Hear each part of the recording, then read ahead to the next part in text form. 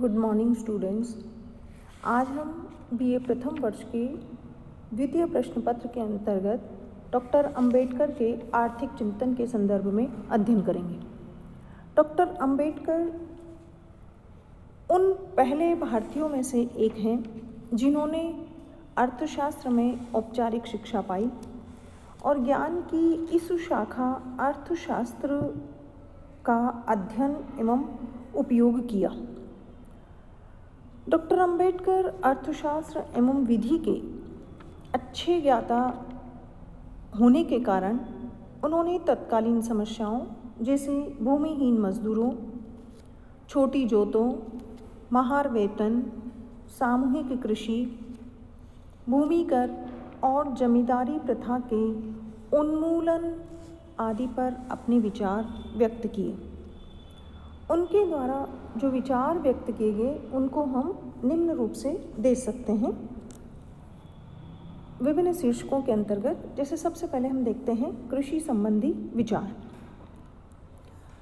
Doctor Ambedkar के अनुसार भारतीय अर्थव्यवस्था के पिछड़ेपन का एक मूलभूत कारण है भू व्यवस्था में परिवर्तन में देरी। उन्होंने बताया कि उच्च जातियां ही सामान्यतः कृषि भूमि के स्वामी एवं जमींदार रहे हैं। जो मध्यम जातियां हैं वो बटाई पर खेती करती थी और जो नीची जातियां थी वो भूमिहीन श्रमिक हैं। अर्थात जो परंपरागत कृषि अर्थव्यवस्था अर्थात ग्रामीण क्षेत्रों में सामाजिक आर्थिक समस्याओं एवं सामाजिक प्रतिबंध एवं आर्थिक शोषण का मूलभूत कारण रही। इसीलिए वो इसको एक बड़ा कारण मानते थे और इसीलिए उन्होंने कृषि में राष्ट्रीयकरण, सामूहिक खेती के साथ अपनाने का उन्होंने सुझाव दिया। और वे चाहते थे कि ऐसी भूमि व्यवस्था के वे समर्थक थे जिसमें न तो भूस्वामी हो, न किराएदार हो और न ही भूमिहीन श्रमिक हो। दूसरा है कृषि का औद्योगिकरण। उन्होंने राज्य उद्योग के रूप में कृषि संगठन के जो एक स्वरूप था वो उन्होंने बताया। उन्होंने कहा कि भूमिहीनों को सहकारी कृषि में कोई उचित स्थान नहीं मिलता, इसलिए उसको एक राज्य उद्योग के रूप में संगठित करने पर जोर देते थे। और उसका उन्होंने कुछ संक्षिप्त विवरण भी दिया कि जैसे राज्य जो है वो भूमि को प्राप्त कर ले और उसे उचित आकार के खेतों में विभाजित करे एवं जो कुछ शर्तें बताई उस आधार पर गांवों को भूमि उपलब्ध कराई जाए। वो शर्तें थी जैसे फार्मों पर सामूहिक कृषि के रूप में कृषि हो, सरकारी कानूनों एवं दिशा निर्देशों से खेत जोते जाएं और कुल व्यय को घटा करके जो सामूहिक उत्पादन होता है उसमें से कुल व्यय को घटा करके कुल शेष उपज को जितने भी काश्तकार या जो खेती करने वाले किसान हैं उनको आपस में उसे बांट लें। फिर इस राष्ट्रीयकरण के संदर्भ में उन्होंने बात बताई कि बिना जातिगत भेदभाव के भूमि जो है वो ग्रामीणों में बांट दी जाए, जिससे न तो कोई भूस्वामी, न कोई बटाईदार और न कोई भूमिहीन श्रमिक ही होगा। कृषि करने के लिए खाद, बीज, पानी की आपूर्ति एवं पशुपालन आदि के लिए जो वित्त की व्यवस्था है वो राज्य द्वारा ही की जानी चाहिए। फिर है कि जो सामूहिक फार्मों में राज्यों के जो अधिकार हैं वो 4 प्रकार से हों कि उत्पादन में से भू लगान की वसूली, ऋण के बदले में निश्चित अनुपात में ब्याज की प्राप्ति, पूंजीगत साधनों के बदले उत्पादन में से एक निश्चित अनुपात में वसूली और निर्धारित शर्तों एवं योजना विरुद्ध व्यवहार करने पर दंड की व्यवस्था हो। इस प्रकार उन्होंने भूमि में औद्योगिकरण हेतु राज्य को एक उद्योग संगठन के रूप में जो राज्य है वो कृषि को राज्य उद्योग के रूप में कृषि संगठन हेतु वो जोड़ देते थे। फिर है कृषि जोतों की चकबंदी। 1918 में प्रकाशित उनकी पुस्तक small holdings in India and their remedies, ये एक उनकी पुस्तक थी। उसमें उन्होंने मत व्यक्त किया कि जब तक छोटी और बिखरी हुई जोतें, जो जोतने योग्य भूमि का विस्तार एवं चकबंदी नहीं होगी, तब तक भारत के कृषि सुधार में कोई प्रगति नहीं होगी। साथ ही उन्होंने ये भी कहा कि यह एक विवादहीन तथ्य है कि जब तक भूमि पर अधिशुल्क लगा रहेगा तब तक चकबंदी जो है वो आसान नहीं हो सकती, नहीं हो पाएगी। इसलिए उन्होंने चकबंदी करने से पूर्व समस्त भारत में जो औद्योगिकरण, छोटी छोटी जोतों के विस्तार को, अर्थात तो कृषि के औद्योगिकरण आवश्यक है, जिससे कि क्योंकि जो औद्योगिकरण है वो छोटी छोटी जोतों के विस्तार को बढ़ावा देगा। इसलिए वो जो उपविभाजन और अपखंडन और उपविभाजन की जो समस्या है उससे निपटने के लिए वो चकबंदी पर जोर देते रहे। फिर है कृषि श्रमिक। उनका ये मानना था कि जो सुविधाएं औद्योगिक श्रमिक को दी जाती है वही सुविधाएं कृषि श्रमिक को भी दी जानी चाहिए। उनके अनुसार जो कार्य की दशाएं, प्रावधायी निधि, नियोक्ता के दायित्व, कार्य की जो क्षतिपूर्ति है, स्वास्थ्य बीमा, पेंशन आदि जो सब प्रकार के लाभ हैं वो कृषि श्रमिक को भी प्राप्त होने चाहिए। और उन्होंने औद्योगिक श्रमिकों को जैसी सुविधाएं और जो लाभ मिलते हैं उन सब की व्यवस्था करने का उन्होंने सुझाव दिया। फिर है कृषि कर एवं संपत्ति कर। उनके अनुसार मालिया अर्थात कृषि कर और आयकर लगाते समय सरकार से ये भूल हो जाती है कि जब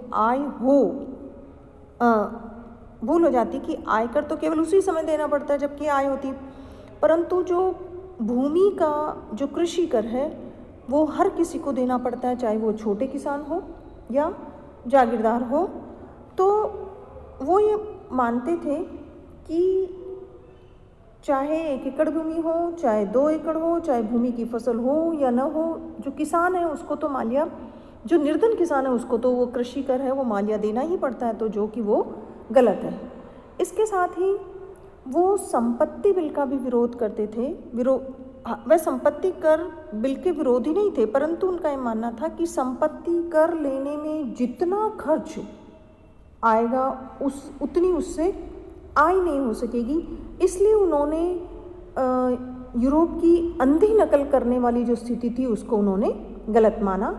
अंबेडकर ने कहा भी है कि वह संपत्ति कर बिल के विरोधी नहीं है, परंतु वह ये अवश्य चाहते हैं कि धनिकों, जिनसे लोग घृणा करते हैं, और धन के बीच अंतर देखना चाहते हैं, इसलिए वह पूंजीपतियों की वकालत नहीं कर रहे।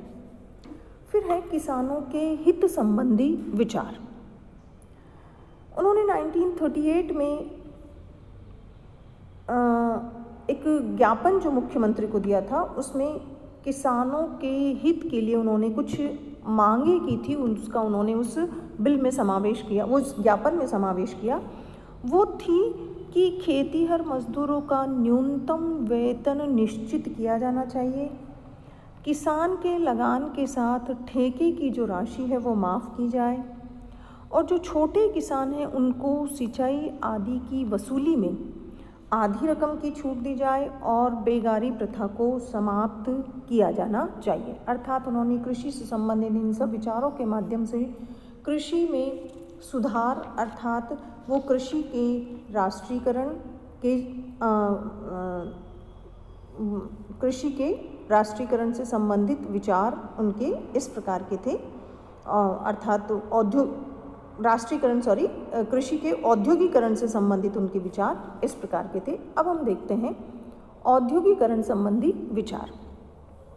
डॉक्टर अंबेडकर भारत में तीव्र औद्योगिकरण के पक्ष में थे, किंतु वे महत्वपूर्ण उद्योगों के राष्ट्रीयकरण और मजदूरों के हड़ताल के अधिकार की पैरवी नहीं करते थे, उसका पक्ष नहीं लेते थे। उन्होंने कभी भी निजी क्षेत्र का विरोध नहीं किया, बल्कि वे चाहते थे कि कुछ उद्योग निजी क्षेत्र के उद्यमियों द्वारा संचालित किए जाएं, पर वे चाहते थे कि निजी क्षेत्र के जो उद्यमी हैं उनका एकमात्र उद्देश्य लाभ कमाना नहीं होना चाहिए। इसलिए वे निजी क्षेत्र के उद्योगों के लाभ पर नियंत्रण और जो बड़े औद्योगिक घराने हैं उनके एकाधिकार को समाप्त करने के लिए आंशिक राष्ट्रीयकरण की भी वकालत करते थे। उनके अनुसार जो उद्योग महत्वपूर्ण नहीं हैं परंतु मूल उद्योग है, उन्हें या तो राज्य चलाए या राज्य द्वारा जो स्थापित निगम हैं वो संचालित करें। वे कुछ उद्योगों को निजी क्षेत्र में छोड़ के देश के जो महत्वपूर्ण और मूलभूत जो उद्योग हैं उनके राष्ट्रीयकरण के पक्ष में थे। डॉक्टर अंबेडकर भारत में औद्योगिक विकास के लिए उद्योगों में मालिक मजदूर के जो संबंध हैं उनको मधुर बनाए रखने के पक्ष में थे। इसीलिए उन्होंने 1938 में 1938 में बम्बई सरकार द्वारा प्रस्तुत औद्योगिक बिल को मजदूरों के अधिकारों पर कुठाराघात करने वाला बताया था। उनका कहना था कि कानूनी तौर पर इससे कोई अंतर नहीं पड़ता कि 10, 20 या 200 लोग एक साथ हड़ताल करें। सत्ताधारी पक्ष द्वारा मजदूरों की सामूहिक हड़ताल को षड्यंत्र बताना गलत एवं निराधार है। उन्होंने मालिक मजदूर संबंधों के बारे में जो विचार व्यक्त किए वो इस प्रकार थे कि हड़ताल के लिए मजदूरों को दंडित करना और उन्हें गुलामी की ओर धकेलना है। समझौते की बातचीत जो है वो हड़ताल रोकने का बहाना नहीं होनी चाहिए, अर्थात हड़ताल को रोकने के लिए ऐसा नहीं कि समझौता का हम बातचीत कर लिए, तो ये एक बहाना नहीं होना चाहिए। फिर सरकार को मजदूरों की भलाई और उनके हितों की रक्षा के लिए कार्य करना चाहिए, बल्कि उनको हानि पहुंचाने के लिए कार्य नहीं करना चाहिए। और औद्योगिक शांति के लिए मजदूर को मालिकों की जंजीर से बांधना अनुचित है। इस प्रकार उन्होंने कहा कि मैं ऐसी शांति नहीं चाहता हूँ, यह तो उन लोगों की शांति है जिनके पेट भरे हुए हैं और जिनके बटन उनकी तोंदों को छूते हैं। हमें ऐसी शांति नहीं चाहिए, अर्थात वो मालिक मजदूर के संबंधों को संबंध मधुर बने रहे इसके पक्षधर थे। उनके अनुसार उनके कार्य के घंटे, मजदूरी की दर का निर्धारण, संवैधानिक अवकाश भी उनके उचित हों और उनके रहने के लिए भी साफ सुथरे मकानों की व्यवस्था की जाए। इस प्रकार वो जो मालिक मजदूर संबंध है उनको मधुर बनाने के पक्ष में थे। इसके साथ ही अंबेडकर ने भारत के तेजी के साथ औद्योगिकरण के लिए राज समाजवाद को उन्होंने अत्यावश्यक माना और कहा कि साधन उद्योगों को, अर्थात जो महत्वपूर्ण उद्योग हैं उनको सरकार द्वारा चला जाए और वे राज्य की संपत्ति हो। मूल उद्योग जो साधन उद्योग नहीं हैं उन्हें भी सरकार द्वारा चला जाए और वे भी सरकार की संपत्ति हों। इसके साथ ही जो बीमा वो राज्य के एकाधिकार में हो और प्रत्येक व्यक्ति के जीवन का कानूनन बीमा हो। उन्होंने निजी बीमा के स्थान पे राष्ट्रीयकृत बीमा पर जोर दिया, जिससे कि अधिक सुरक्षा रहे, जो बीमित के और सरकार के दोनों के हित में हो, ऐसा उन्होंने बताया।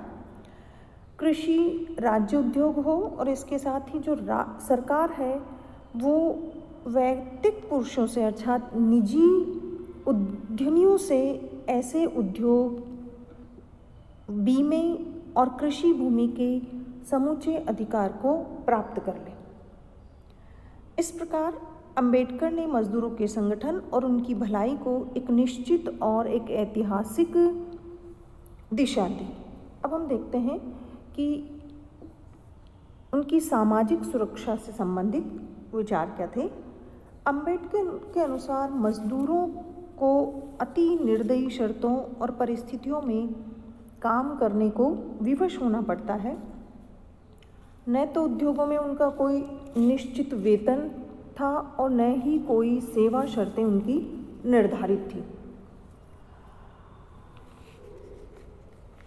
उन्होंने सेंट्रल असेंबली में 1946 में एक बिल पेश किया जो 1948 में न्यूनतम मजदूरी अधिनियम बना, जिससे मजदूरों को की जो सामाजिक सुरक्षा है वो बढ़ गई, अर्थात उनकी सामाजिक सुरक्षा की दृष्टि से एक बहुत महत्वपूर्ण कदम था। फिर आता है मजदूर संगठन।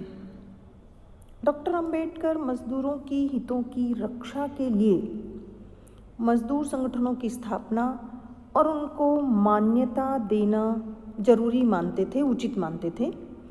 इसके लिए उन्होंने ट्रेड यूनियन अधिनियम में संशोधन करके उन सभी मजदूर संगठनों की यूनियन को मान्यता देना आवश्यक बताया जो ऐसी पंजीकृत यूनियन हो, रजिस्टर्ड यूनियन हो, जिसमें पिछले 1 वर्ष से वो कार्यरत हो और अपनी मान्यता के लिए वो एक लिखित रूप से आवेदन करें।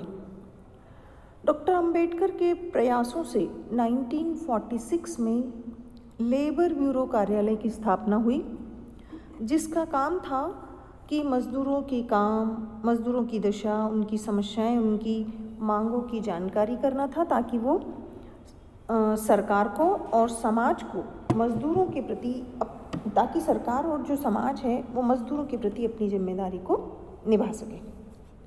फिर है खान मजदूरों एवं सफाई मजदूरों की दशा में सुधार। कोयला खान वो अंबेडकर जो है वो खान मजदूरों की जो स्थिति थी उससे बहुत दुखी थे, इसलिए उन्होंने उनके सुधार के लिए निरंतर प्रयास किए। कोयला खान मजदूरों से नाम मात्र के वेतन पर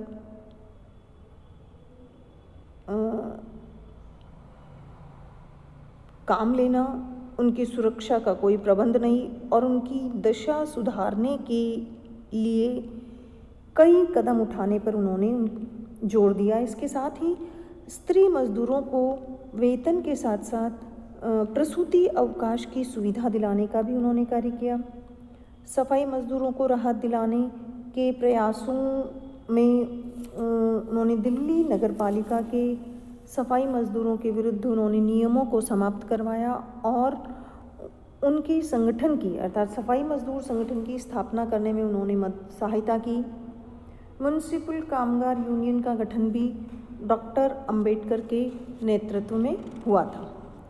फिर है कि बेगार प्रथा के विरुद्ध भी उन्होंने संघर्ष किया।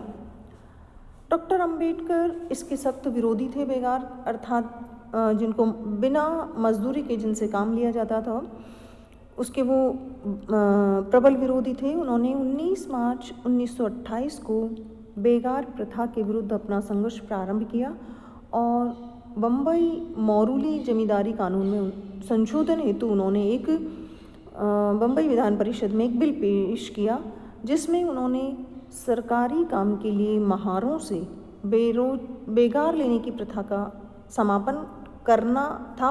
जो इस प्रकार का उन्होंने बिल पेश किया। उन्होंने उसमें मांग भी की कि जो भूमि बटाईदारों के पास है उन्हें पूरे मालिये पे दी जाए और बेगार प्रथा बंद की जाए, क्योंकि ये जो प्रथा है वो महार अर्थात जो सफाई काम करने वाले हैं, जो महार हैं, उनके विकास में रुकावट है, उनकी दास्ता की जंजीर है, इसलिए बेगार प्रथा को बंद करने पर उन्होंने जोर दिया। फिर है गरीबी एवं बेरोजगारी संबंधी उनके आर्थिक विचार। डॉक्टर अंबेडकर की धारणा थी कि गरीबी और भूखमरी को समाप्त करने के लिए कानून गठन की शक्ति करने का प्रयास करो। विधानमंडल का यह कर्तव्य है कि वह कपड़ा, मकान, शिक्षा, औषधि और आजीविका के साधन प्रदान करें। जमीन के टुकड़े टुकड़े होना और उन पर जनसंख्या के दबाव के कारण ही जो कृषक है वो गरीब है। उन्होंने इसका समाधान बताया कि पुराने उद्योगों को बहाल कर दिया जाए और नए उद्योग चालू किए जाए और उसके साथ ही उन्हें तकनीकी शिक्षा भी प्रदान की जाए। अंबेडकर ने गरीबी और बेरोजगारी समाप्त करने के लिए कृषि क्षेत्र में सामूहिक कृषि को अपनाने के साथ साथ तीव्र औद्योगिक विकास पर भी बल दिया। आर्थिक असमानता और रहन सहन का स्तर। अंबेडकर ने कहा कि पूंजीपति जो निर्धन जनता को कुचल रहे हैं, उनके विरुद्ध साझा मोर्चा तैयार करने की आवश्यकता है और अब जो है वो आर्थिक स्वतंत्रता प्राप्त करने का समय आ गया है। उन्होंने लिखा है कि यह ठीक है कि दुनिया में हर जगह असमानता है, किंतु यह परिस्थितियों का कारण है। किंतु भारत में न सिर्फ असमानता ही है, वरन यहाँ के लोग समानता को नापसंद भी करते हैं। अतः जब तक समाज में समानता के साथ साथ सामाजिक समानता स्थापित नहीं हो जाती, देश का संपूर्ण विकास नहीं हो सकता। लोगों के रहन सहन के अंतर को पाटना भी आर्थिक और सामाजिक समानता अर्थात जो उनके बीच का जो अंतर है उसको पाटे बिना आर्थिक और सामाजिक समानता जो है वो संभव नहीं हो सकेगी। फिर है नशाबंदी संबंधी विचार। नशाबंदी की जो समस्या है उस पर अंबेडकर का विचार था कि इस समस्या की सफलता और असफलता जो है वो इस बात पर निर्भर करती है कि आप इस समस्या का आर्थिक समाधान निकाल सकते हैं या नहीं। उन्होंने एक तर्क भी दिया कि जो नशाबंदी की समस्या है वो राज्य की वित्तीय स्थिति का प्रश्न है। यदि सरकार मद्य निषेध पूर्णतः ईमानदारी से लागू करे तो यह सरकारों पर एक भारी लागत का मामला हो सकता है। इसलिए सस्ती दरों पर उपलब्ध, फिर भी जो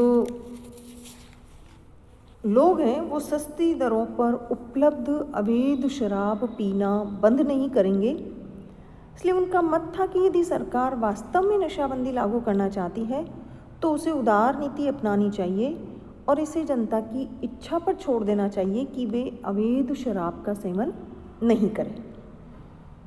यदि सरकार स्वयं शराब का उत्पादन एक हेल्थ टॉनिक के रूप में करती है और उसे सस्ती दरों पर उपलब्ध कराती है तो जनता अवैध शराब के लिए नहीं जाएगी और जो सरकार की शराबबंदी को क्रियान्वित करने के लिए जो लाखों रुपए का खर्च होता है वो बच जाएगा। फिर आर्थिक कल्याण एवं संसदीय प्रजातंत्र। उनका विचार था कि भारत में लोगों का आर्थिक कल्याण संसदीय प्रजातंत्र के साथ राज्य समाजवाद से ही संभव है। समाजवाद एवं प्रजातंत्र की महत्वपूर्ण उपयोगिता थी, इसलिए वे इस अवधारणा को संपत्ति के समान वितरण और साथ ही साथ प्रजातांत्रिक स्वतंत्रता के प्रतीक भी मानते थे उसको। वे नियोजित अर्थव्यवस्था के पक्ष में थे।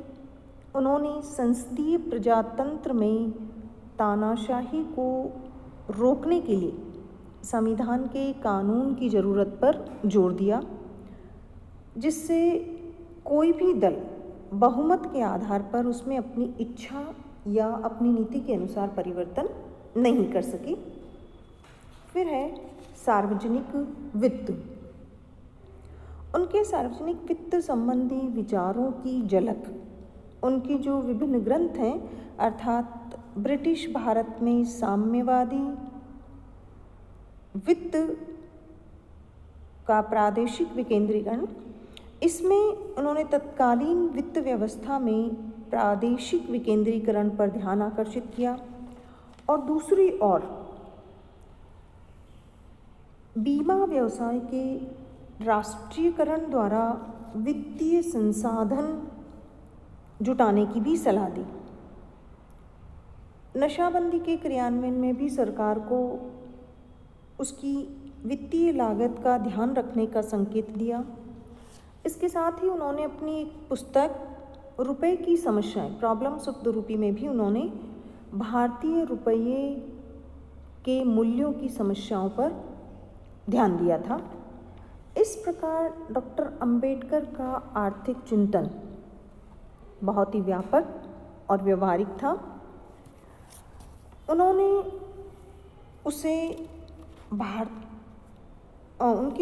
उनका जो चिंतन था उसमें उन्होंने उसे न केवल सिद्धांत रूप में उनका जो दर्शन था वो महत्वपूर्ण था, बल्कि उसे उन्होंने व्यवहार में भी लागू किया। उनका जो दर्शन था वो मानवतावादी था, जो सीधा मनुष्य के कल्याण से जुड़ा हुआ था। उनके महत्वपूर्ण विचारों स्वतंत्रता, समानता, प्रजातंत्र, समाजवाद आदि में उनका महत्वपूर्ण योगदान रहा है। धन्यवाद।